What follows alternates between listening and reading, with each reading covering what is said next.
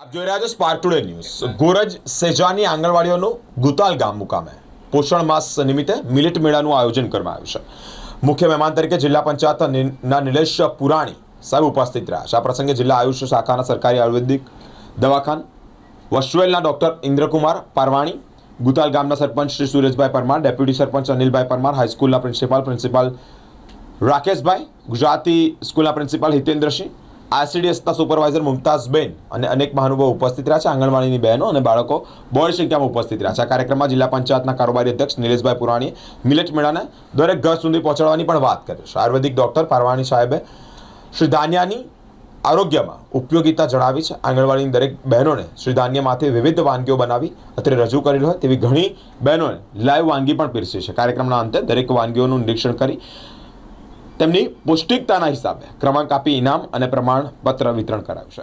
આજરોજ તારીખ 10ના રોજ ગોરજ સેજાના કાર્યક્રમ અંતર્ગત ગુતાલ ગામે પોષણ માસ નિમિત્તે પૌષ્ટિક વાનગીઓનું આજે અહીં આયોજન કરવામાં આવેલું હતું, જેમાં બહેનો દ્વારા અંદાજિત 50થી 55 જેટલી વિવિધ મિલેટ્સમાંથી બનતી વાનગીઓ અને જેમાં પોષણ સભર છે એવી વાનગીઓ રજૂ કરવામાં આવી હતી।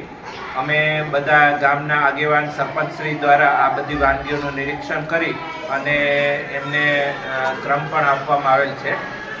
આવી વાનગીઓનો આગળ પર પ્રચાર થાય એ માટે આ આખો પ્રોગ્રામ કરવામાં આવેલો છે।